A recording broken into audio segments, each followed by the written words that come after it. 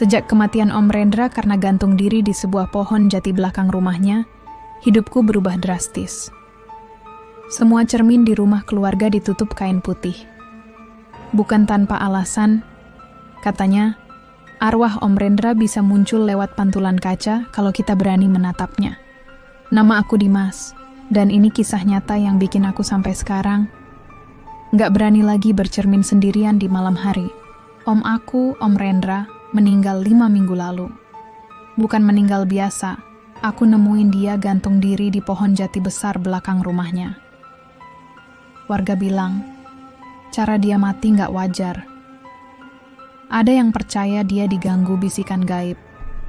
Sejak saat itu, semua cermin di rumah keluarga ditutup kain putih. Katanya, kalau ada cermin terbuka, sosok Om Rendra bisa muncul lewat pantulan. Malam ini, tepat 40 hari sejak kepergiannya. Dan sialnya, aku harus balik ke Dusun Kebon Alas, desa terpencil di pinggiran hutan tempat Om dulu tinggal. Jam hampir menunjukkan 2:30 pagi ketika aku sampai. Bus tua yang aku naiki berhenti jauh sebelum desa. Jadi aku harus jalan kaki hampir 1 jam. Jalan sepi, dingin, cuma suara jangkrik dan angin lewat di antara pepohonan. Warga mintaku datang. Katanya, masih ada suara orang menyapu halaman di rumah Om. Padahal rumah itu udah kosong. Pak Kepala Desa bahkan nelponku sore tadi. Masih ada cahaya lampu dan suara-suara di rumah Om Mudim. Tolong dicek, warga nggak ada yang berani.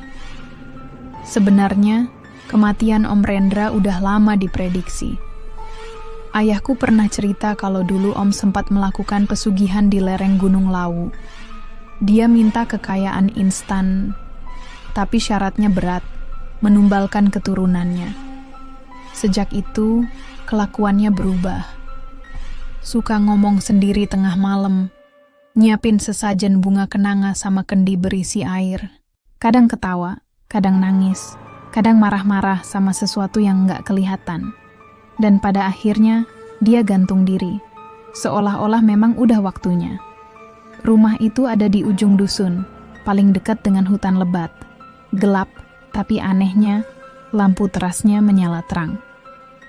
Padahal listrik udah diputus sejak hari kematian. Begitu masuk halaman, bau busuk nyerang hidung.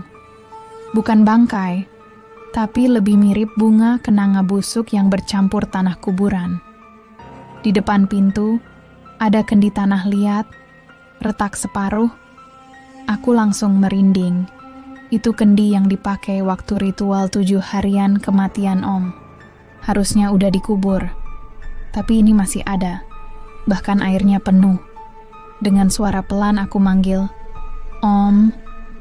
Om Hendra, tiba-tiba pintu rumah terbuka sendiri. Aku masuk dengan kaki gemetar. Anehnya, semua perabotan rapi, lantai mengkilap, padahal udah lebih dari sebulan kosong. Di ruang tengah, ada tikar pandan tergelar. Di atasnya, nasi tumpeng lengkap. Tapi warnanya hitam legam, kayak tercampur abu gosok. Dari arah dapur terdengar suara tek, tek, tek. Suara logam dipukul ke kendi. Berulang, aku paksakan kakiku buat melangkah. Dan di sana aku lihat sosok Om Rendra. Matanya putih semua, tanpa bola mata. Mulutnya terbuka lebar. Tapi suara yang keluar bukan cuma suaranya. Ada 2 suara sekaligus, laki-laki dan perempuan, bergema bersamaan. Meski kamu sudah diizinkan masuk, kalau belum berpamitan, kamu takkan bisa keluar. Tangannya menunjuk ke dinding.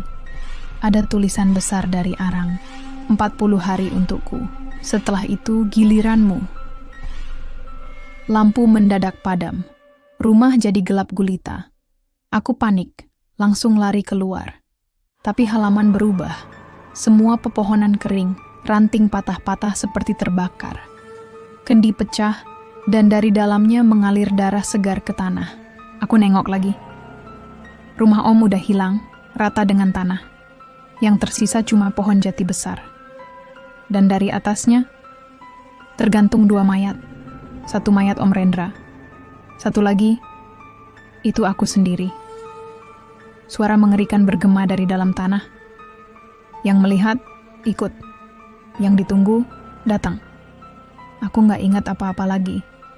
Paginya warga menemukanku tergeletak di pemakaman belakang rumah. Tapi mereka bilang, nggak ada rumah sama sekali di sana.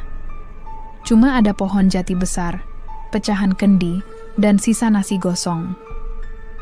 Pak Kepala Desa cuma bilang pelan. Berarti arwahnya belum pamit.